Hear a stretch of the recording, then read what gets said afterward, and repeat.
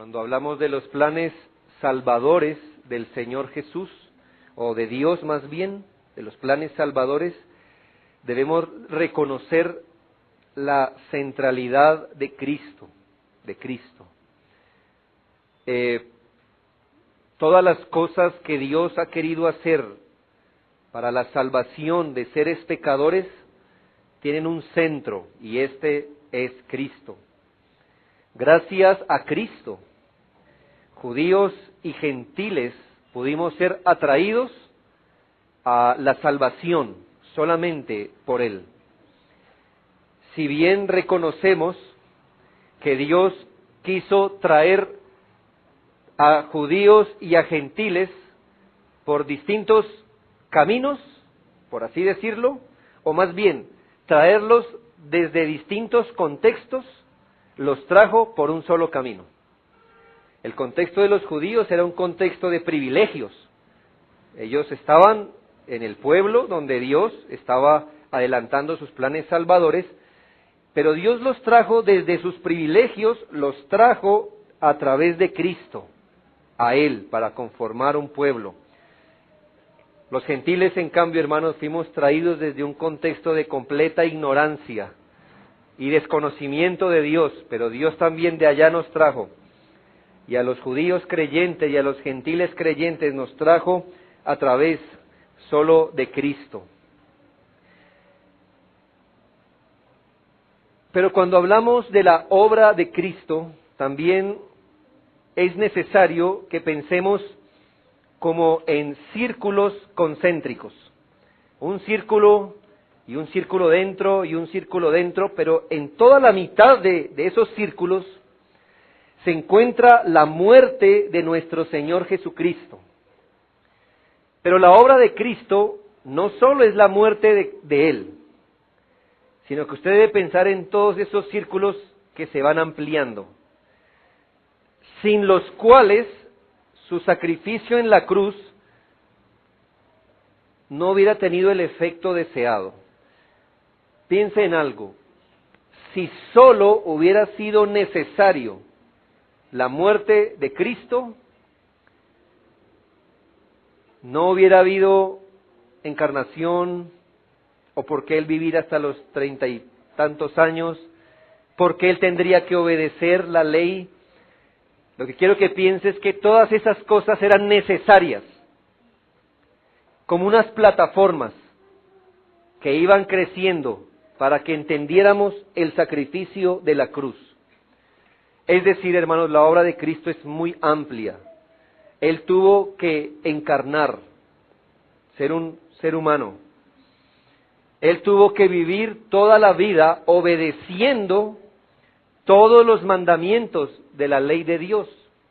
Es decir, hermano, piense que si Él no hubiera obedecido, ¿qué justicia se nos aplicaría a nosotros? ¿Me hago entender?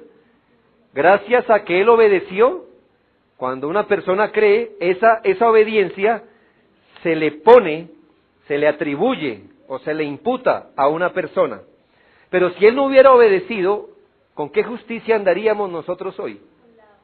Con la propia, que no se llama justicia. Pero, así que Él tuvo que encarnar, Él tuvo que obedecer, pero aquí hay algo más, hermano. Él tuvo que venir a anunciar verbalmente su obra. Mire, hermano, que aún teniendo la revelación de lo que Él dijo que venía a hacer, hoy hay confusión. Hoy hay confusión con respecto a qué significa el sacrificio de Cristo. Y tenemos una confusión siendo que Él fue claro hablando por qué vino a morir. Imagínese si no hubiera hablado nada. Si Él aparece un día y dice, soy hijo de Dios, lo montan en una cruz y muere.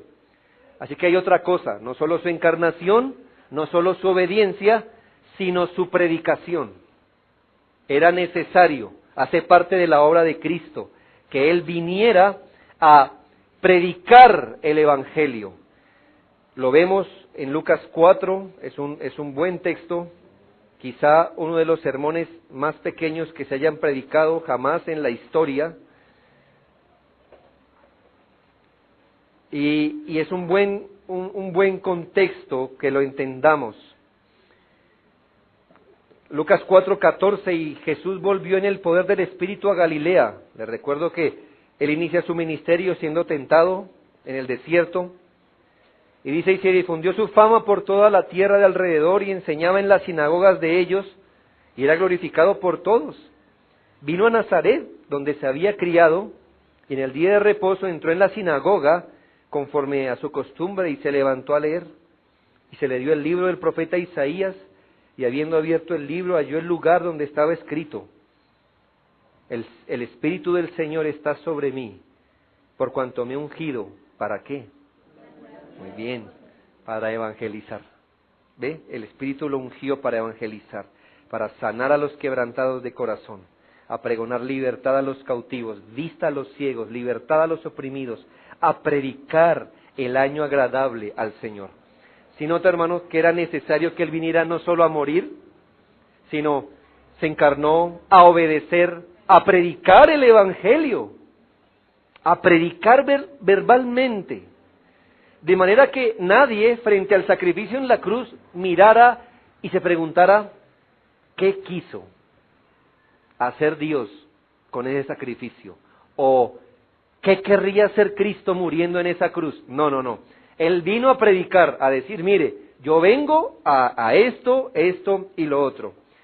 Le digo que es uno de los sermones, quizá el sermón más pequeño que se habrá predicado, porque mire el versículo 20.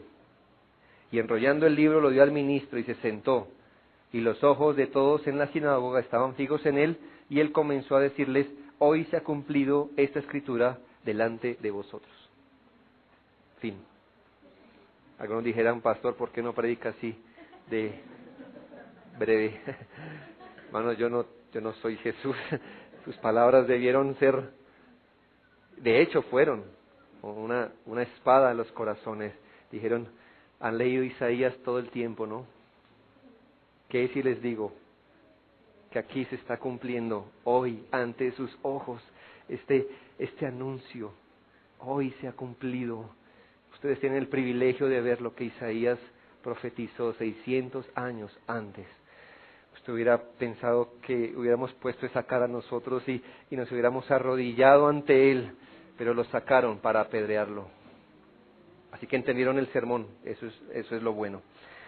El punto es, hermano, que estas cosas forman una plataforma donde el sacrificio de la cruz se levanta.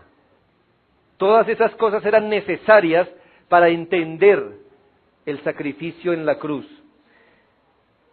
El apóstol Pablo en Efesios es consciente de esto y por eso dice que la reconciliación que ha habido entre judíos y gentiles se ha dado por Cristo.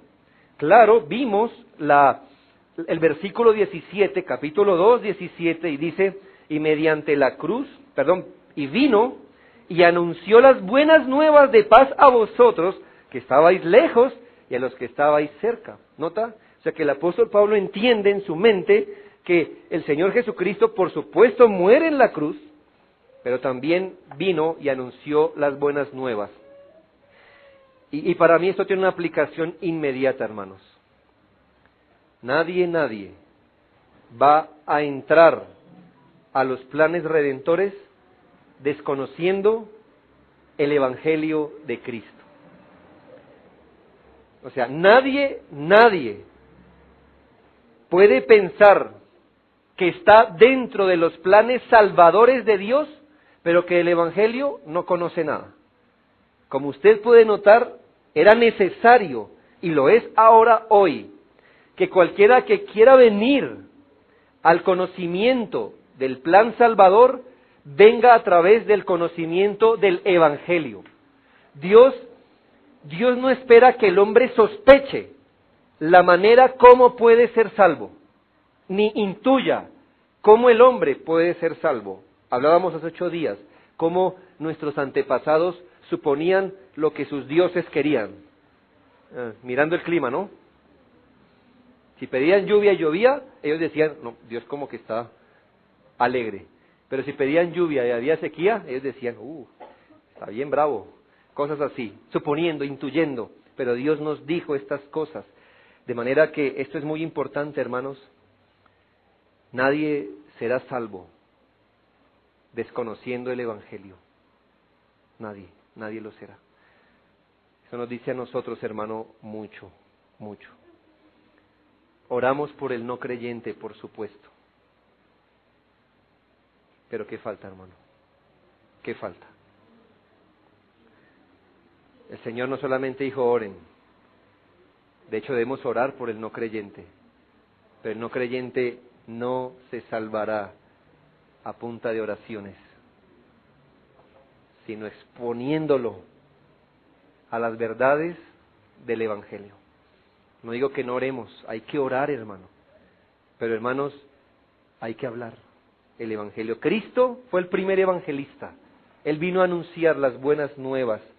De tal forma, hermano, que judíos y gentiles hemos conocido el plan de Dios a través de su palabra. Gloria a Dios. Esto ha sido verdad antes o en la época de los apóstoles y hoy. Pero, hermanos, no es la única obra que el Señor Jesucristo hizo para formar un pueblo, para atraer judíos y gentiles, formando un pueblo, ese pueblo de sus planes. Dice el apóstol entonces, podemos ir al versículo 13, pero ahora en Cristo Jesús, vosotros que en otro tiempo estabais lejos, estamos hablando de los gentiles, habéis sido hechos cercanos por la sangre de Cristo, porque Él es nuestra paz, que de ambos pueblos hizo uno, derribando la pared intermedia de separación, aboliendo en su carne, es una manera de hablar de su sacrificio, aboliendo en su carne las enemistades, la ley de los mandamientos expresados en ordenanzas, para crear en sí mismo de los dos un solo y nuevo hombre, haciendo la paz, y mediante la cruz, otra vez, por tercera vez, y mediante la cruz, reconciliar con Dios a ambos en un solo cuerpo, matando en ellas las enemistades. Y aquí ratificamos, hermano, la segunda y poderosa verdad. Dijimos que nadie es salvo desconociendo la predicación del Evangelio. Segundo, hermano, nadie jamás sería salvo a menos que la obra de Cristo en la cruz sea aplicada en él. Es otra forma de decir que afuera de Cristo, afuera del sacrificio de Cristo, nadie es salvo. Ni los judíos, tan celosos que son ellos, tan aparentemente obedientes que son, no. Ni los judíos, dice allí, ni judíos, ni gentiles, ni los que estaban lejos, ni los que estaban cerca. Solo han sido hechos cercanos por la ofrenda del cuerpo de Cristo en la cruz.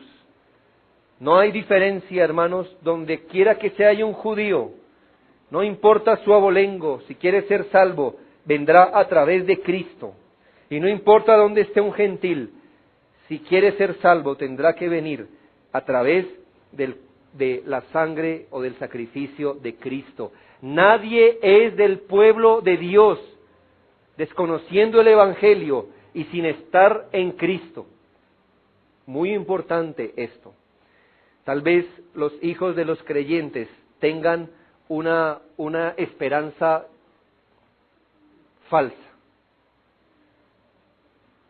Ellos tal vez pueden llegar a pensar, ya que mi papá es salvo y yo soy su hijo, yo tengo un privilegio, alguna palanca, alguna ayuda, no sé, algo que me ayude. En cierto sentido están siendo privilegiados, como los judíos en el Antiguo Testamento, ¿verdad? Están expuestos a la palabra de Dios. Pero a menos que estén en Cristo, a menos que ellos personalmente sean vistos a través del sacrificio de Cristo, no serán salvos, no serán salvos. La palabra del Señor dice que en su carne el Señor abolió las enemistades expresadas en mandamientos y ordenanzas. Y quiero explicar esa parte, hermanos. El asunto es que el Señor tomó al pueblo de Israel y los rodeó de algunas leyes estrictas en todo sentido, tanto sociales como de culto, como su ética con la que vivían. Dios los rodeó allí. Pero, ¿qué hace el Señor Jesucristo? Es como si esas leyes fueran un muro que no permitían que gentiles como nosotros formáramos parte del pueblo de Dios. ¿Por qué no? Porque es que ni las conocíamos. Somos ignorantes de estas cosas. Lo que dice la Escritura es que el Señor toma esa pared, esa aparente barrera que hay, y la derriba.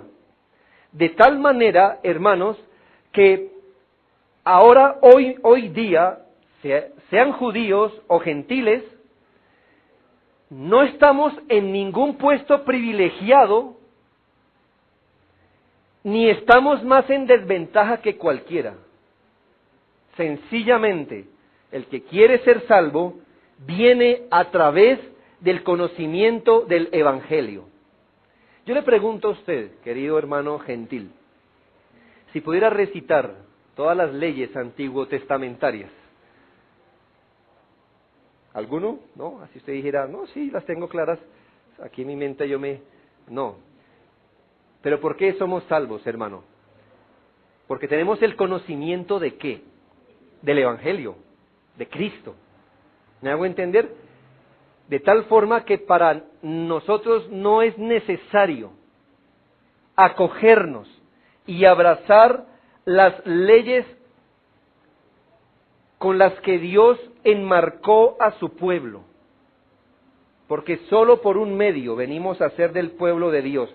Ahora, aquí sí hay que aclarar algo. La ley moral sí es una salvedad de lo que le estoy diciendo. La ley moral son las leyes que Dios da, morales, para que el ser humano se guíe por ellas. Esas nunca cambian. Esas las tuvo Adán en su corazón, las tuvo Moisés en 2 tablas. La promesa del nuevo pacto es: escribiré esas dos tablas en sus corazones, de tal forma que no podemos decir, bueno, ya todas las leyes fueron abolidas y entonces ni siquiera debo obedecer la ley moral. No, esa está aparte. Pero estoy hablando de cosas como estas, hermano. No tenemos que ser circuncidados al 8º día para decir somos del pueblo de Dios. ¿Cómo podemos decir hoy que somos del pueblo de Dios? Creí en Cristo, nuestro Señor. No podemos decir, no sé cuándo es el día de los sacrificios, hermano. No vimos en los anuncios el día de sacrificios para traer uno. Yo le diría, no es necesario. ¿Creíste en Cristo? Creíste en el único y el último sacrificio por nuestros pecados. Ese tipo de leyes no aplican para nosotros, fueron abolidas por Cristo. De tal manera, hermano, que Dios ya no extiende su mano para pedir eso de nadie, sino solo en Cristo. Así que la pared divisoria fue derribada. La ley, los sacrificios, el templo. Piense en esto, hermanos. Nuestra confesión lo dice, y no porque ella lo diga. Pero, mis hermanos, ¿qué pasaría nosotros si estuviéramos en el Antiguo Testamento y no pudiéramos reunirnos aquí en el templo, sino que hiciéramos un altar debajo de un árbol? Pues la palabra de Dios decía que eso era pecado, que nadie podía coger su sacrificio y ofrecerlo en su casa o debajo de cualquier altar. Dios solo aceptaba los sacrificios que se ofrecieran en el templo. Hermanos, pero si nosotros hoy no nos pudiéramos reunir aquí y nos reuniéramos en el parqueadero, la pregunta es, además de la incomodidad, digámoslo así, ¿habría algo que Dios no aceptara? ¿Sería un culto menor? No, nota que no estamos ahora atrapados bajo estas cosas. Usted ahora no viene a mí y dice, pastor, ore por mí. Yo no soy ningún sacerdote, hermano. En el Antiguo Testamento tal vez usted hubiera dicho, yo no puedo ofrecer mi ofrenda, pero ofrézcala usted a través suyo. No, mi hermano, hoy Dios escucha a todo creyente a través del único, último y gran sumo sacerdote. ¿Quién es? Cristo. Entonces mire cómo esas cosas que atrapaban al pueblo de Israel fueron abolidas para tener entrada a Dios solo a través de Cristo. Mi hermano, hoy no estamos bajo fiestas solemnes. Si usted quiere dormir en una carpa, en una enramada, ya es por su gusto, porque usted quiere, pero no porque tengamos algo que observar hoy de, hermanos, esta semana tenemos enramadas, recuerden todos sus carpas. Usted diría, "Oh, eso no está bien". ¿Por qué, hermano? Porque todo está cumplido en Cristo. Él cumple esas figuras de la ley. De tal manera que la Biblia puede hacer estas declaraciones, yo se las quiero leer. Por ejemplo, en Gálatas 6:15 dice, porque en Cristo Jesús ni la circuncisión vale nada, ni la incircuncisión, sino una nueva creación. ¿Entiende? ¿Es circuncidado? Sí, no le vale. ¿No es circuncidado? No le vale. Una nueva creación es lo que vale ahora. Colosenses 3:11 dice, donde no hay griego, ni judío, circuncisión, ni incircuncisión, bárbaro, ni escita, siervo, ni libre, sino que Cristo es el todo y en todos. ¿Nota? O sea, yo soy judío, soy quinta generación de judíos ortodoxos y estas cosas. Y usted le puede decir, bueno, y yo soy gentil y Cristo me escucha por el mismo medio que a usted, por Cristo. No importa si usted es gentil de los gentiles, el más impuro que haya, y si hay aquí un judío, de los más puros que hay, la verdad es que él y usted entran por el mismo medio que es Cristo. En Cristo, Cristo es el todo, dice la palabra del Señor. Además dice Hebreos 9:11 y 12, pero estando ya presente Cristo, escúchese bien, sumo sacerdote de los bienes venideros. Aquí hago un paréntesis. Sumo sacerdote o sumo pontífice es lo mismo. La Iglesia Católica le llama sumo sacerdote o sumo pontífice al Papa. Aquí dice, estando ya presente Cristo, sumo sacerdote de los bienes venideros. Llamarle sumo pontífice a un individuo que no sea Cristo es blasfemar el nombre de Cristo.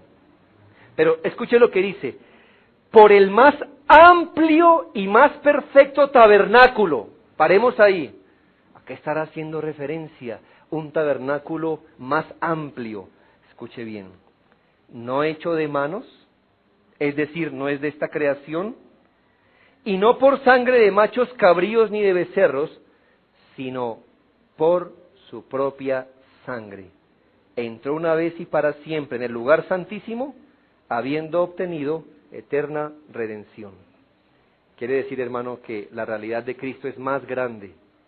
Entramos por Cristo, y si usted consideraba hasta hoy que hubiera sido un privilegio entrar al tabernáculo, le debo decir, hermano, usted tiene un privilegio más grande que entrar al tabernáculo. Mucho más grande.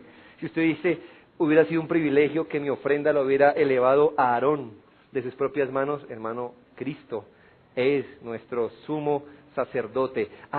Hubiera sido lindo traer una oveja sin mancha, hermano, tenemos el más grande sacrificio que es Cristo.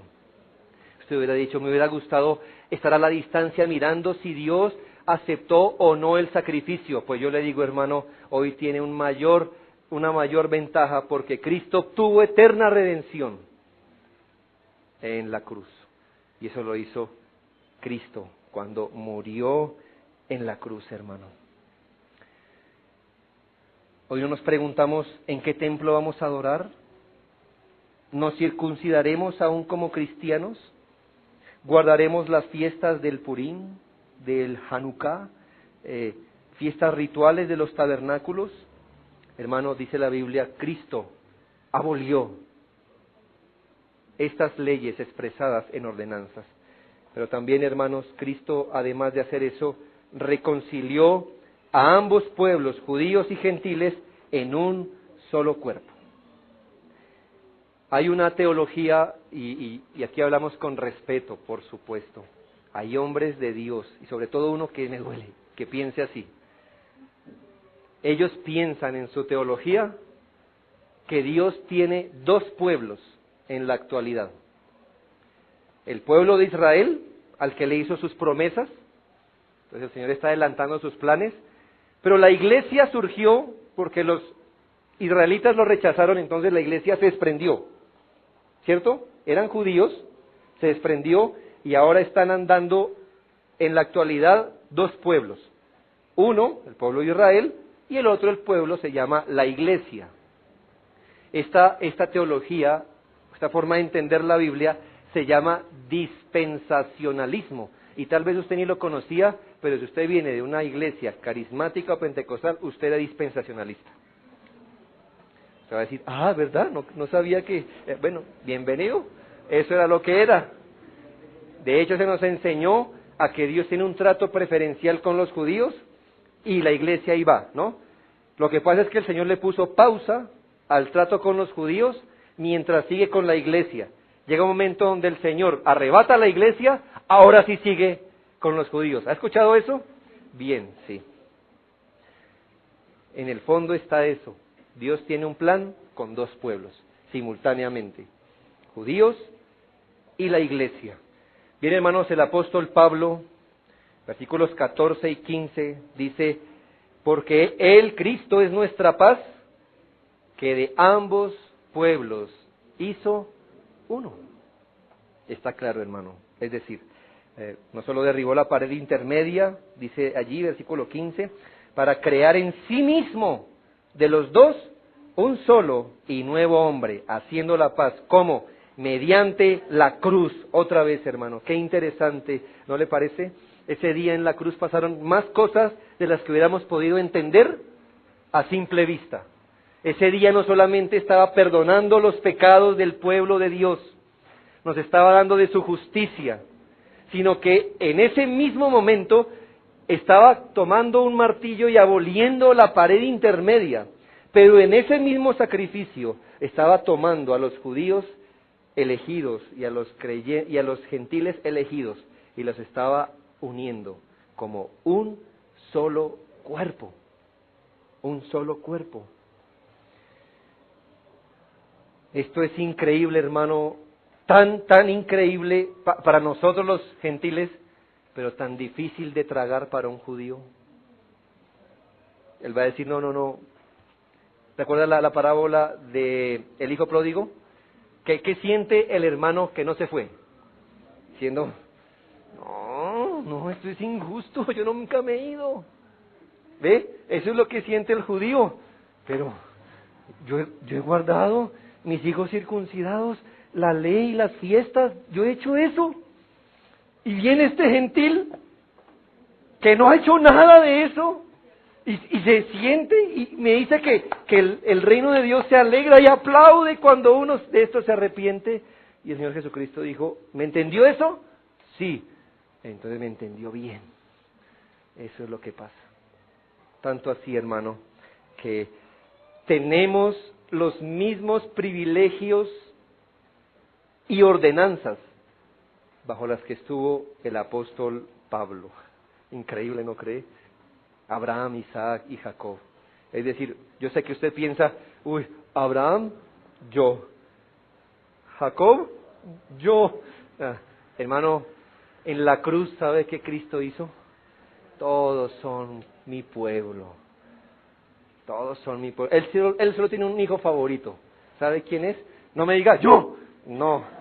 Cristo. Cristo. Y todos los creyentes tienen la marca de Cristo sobre sus vidas. Escuche las palabras que el Señor le dirigió en Lucas 13, 28 a los de su tiempo. Él le estaba hablando a judíos y escuche, mire por un lado el juicio, pero por otro lado mire nuestro privilegio. Allí será el llanto, Lucas 13, 28, y el crujir de dientes, cuando veáis a Abraham, Isaac a Jacob y a todos los profetas en el reino de Dios, y vosotros estéis excluidos, porque vendrán del oriente y del occidente. ¿De quién está hablando allí, hermanos? De los gentiles. Vendrán del oriente y del occidente, del norte y del sur, y se sentarán a la mesa en el reino de Dios. Y he aquí, hay postreros, últimos, o sea, nosotros, que serán primeros, y primeros que serán últimos. Yo no entraría a esa mesa zapateando duro, ¿sabe? Sino aquí, donde yo me siento, debería estar sentado un judío. Y estoy sentado yo. Y el judío que debería estar sentado aquí ahora está en el lloro y en el crujir de dientes. Ahora, hermano, ¿por qué entramos nosotros? ¿Por nosotros?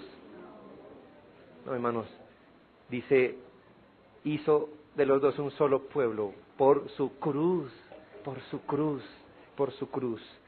Somos el cojo, el ciego, el manco, al que el rey le dijo, vaya y traiga al cojo, al manco, al ciego, vaya, tráigalos a mi fiesta, tráigalos. Solo que se vistan como de fiesta, pero tráigalos, no importa. Y usted ahí venimos, del oriente, del occidente, del norte y del sur, cojos, ciegos, mancos, vestidos de la justicia de Cristo. Sentado al lado de Isaac, Abraham, de Jacob y de los profetas del reino, por la sangre de su cruz. Dios adelanta sus planes con su iglesia. Ya lo dijo el apóstol, no existe ninguna vinculación esencial con el pueblo judío hoy para la iglesia. Dice él, porque no me avergüenzo del evangelio, porque es poder de Dios para salvación a todo aquel que cree, al judío primeramente y también al griego. Gloria a Dios, poder de Dios para salvación, no importa quién, judío o griego. Romanos 10:12, porque no hay diferencia entre el judío y el griego, pues el mismo que es Señor de todos, es rico para con todos los que le invocan. ¿Es usted gentil e invoca el nombre de Dios por Cristo? Dios es rico con usted, porque le invoca. Y si un judío invocara el nombre de Dios por Cristo, Dios también sería rico con él. Primero los Corintios 1:24, más para los llamados, así judíos como griegos, Cristo es poder de Dios y sabiduría de Dios. Gálatas 3:28, ya no hay judío ni griego, no hay esclavo ni libre, no hay varón ni mujer, porque todos vosotros sois uno en Cristo Jesús. Gloria a Dios por eso, hermano. La iglesia, podemos decir, es el verdadero Israel.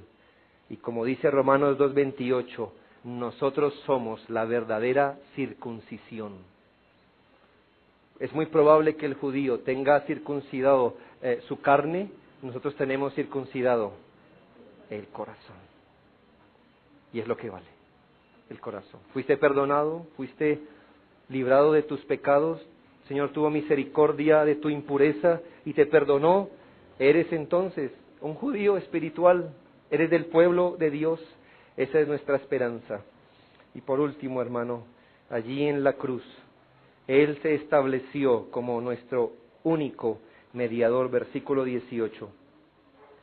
Porque por medio de Él, Efesios 2:18, porque por medio de Él, los unos y los otros, judíos y gentiles, tenemos entrada por un mismo Espíritu al Padre.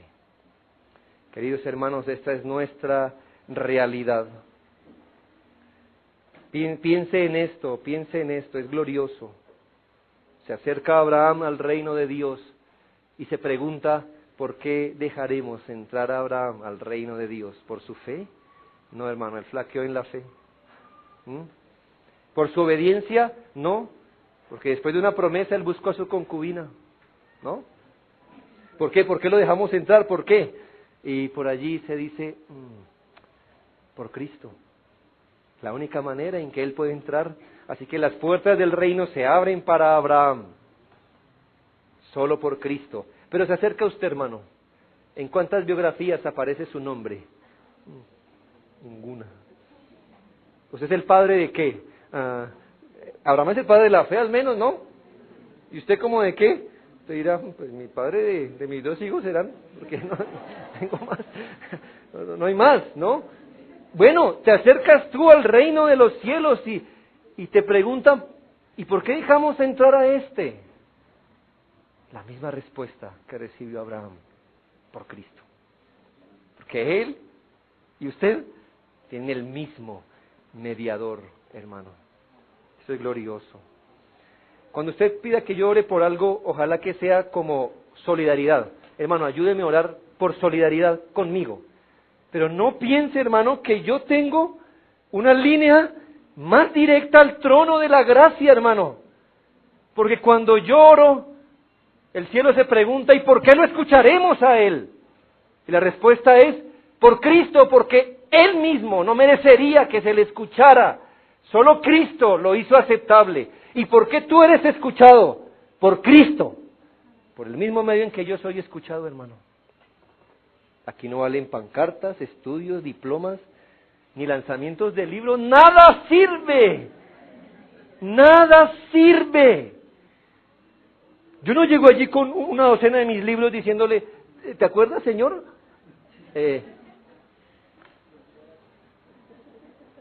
Cristo, hermano. Cristo. Cristo. Tenemos entrada los unos y los otros por un mismo espíritu al Padre. Y quiero detenerme un momentito en esto. Por un mismo espíritu al Padre. Por un mismo espíritu. La realidad espiritual de nuestra condición hoy supera las cosas. Si nuestra realidad hoy no fuera espiritual, estaría limitada a las cosas de la carne. ¿Me hago entender? Como el espacio, el tiempo. Debido a que la realidad de nuestra profesión de fe no es física, sino espiritual, entonces, hermano, tenemos más grandes privilegios. No hay ninguna razón por la que un hijo de Dios no sea escuchado o recibido. Anteriormente, si no ibas al templo, no eras escuchado o no era recibida tu ofrenda.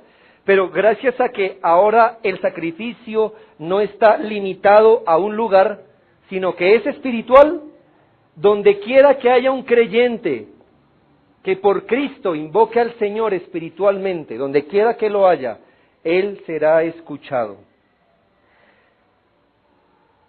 Por Cristo tenemos entrada por un mismo espíritu al Padre. No somos llevados a la comunión alegando un cumplimiento a la ley, ni siquiera los judíos. El mismo apóstol Pablo reprende al apóstol Pedro, ¿lo sabía? El apóstol Pablo era bravero. Vio a Pedro, que cuando estaba con los judíos, con los gentiles, él era relajado con ellos. Cuando estaba con los judíos, decía, no, esos gentiles sí. Y Pablo lo miró y le dijo, si nosotros siendo judíos de nacimiento no hemos podido guardar la ley, ¿por qué incita a los gentiles a judaizar? ¿Por qué? Usted y yo somos judíos de nacimiento y nos quedó grande la ley. ¿Por qué se las impone a ellos? Como ritos, fiestas, cosas así. ¿Por qué se las impone? No hablo de la ley moral, como le dije. Así que el judío debe ser honesto y aceptar que fracasó miserablemente. Así que él no puede decir, por mi obediencia seré acepto.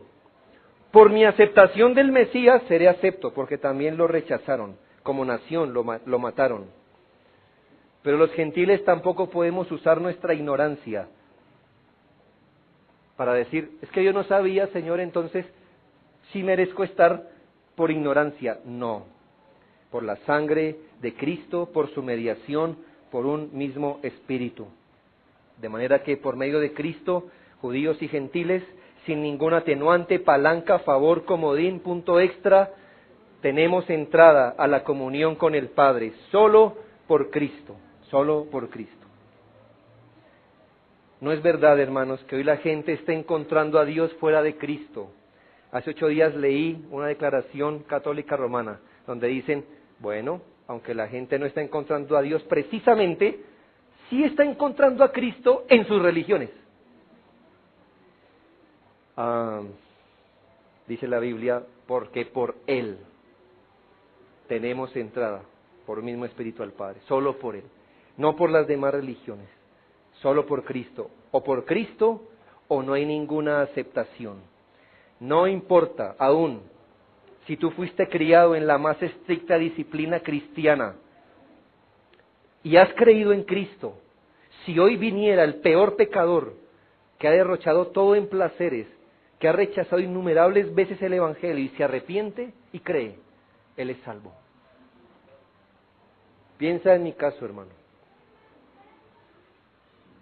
Cristiano de entre los cristianos, ¿no?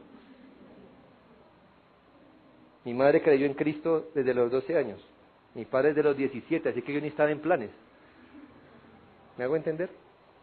La fe se ha vivido en mi familia desde años y he sido castigado por no guardar la ley moral. Decir, ¿has mentido? Toma tu barazo. ¿Sí? Eso me ocurrió a mí. ¿Robas? Toma.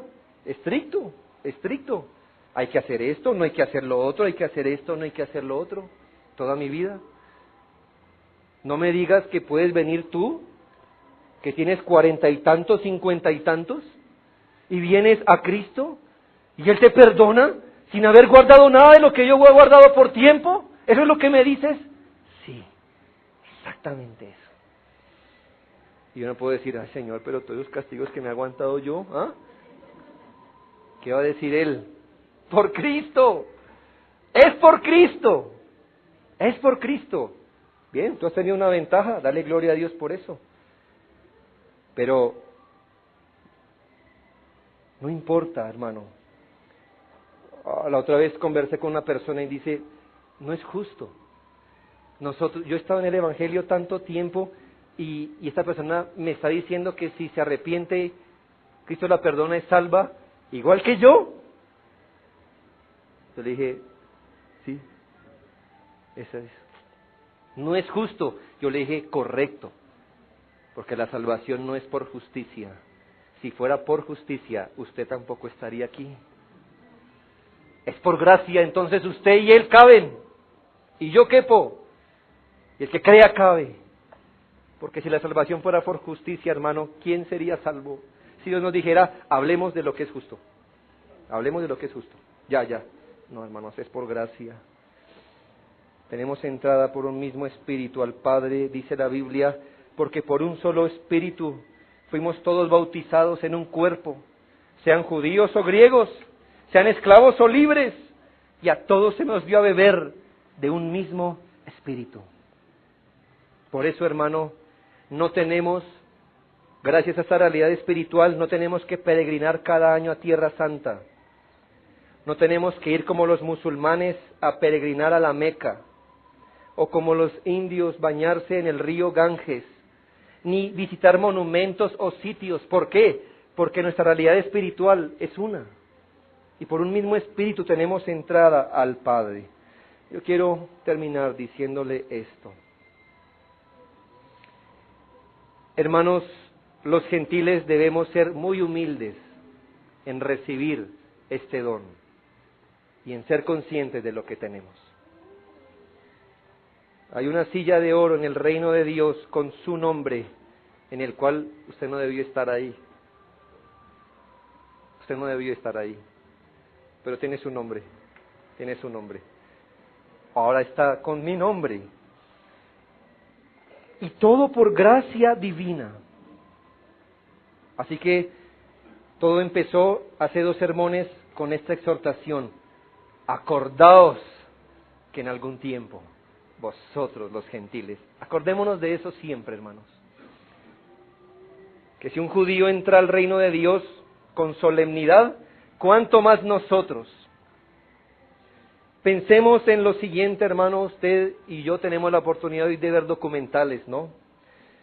Miras los documentales que han acercado a nosotros el mundo oriental y ves, hermano, miles de hombres y mujeres al mismo tiempo arrodillados ante la Meca. Impactante, ¿no? Todos arrodillados allí. Tal vez una mujer con su atuendo, con un punto en su frente, hombres con incienso puesto en sus manos, en sus mejillas, hincados, prendiendo un incienso, arrodillándose ante sus ídolos, haciendo un rito. Y yo no sé si tú te preguntas, ¿por qué yo no soy ese hombre?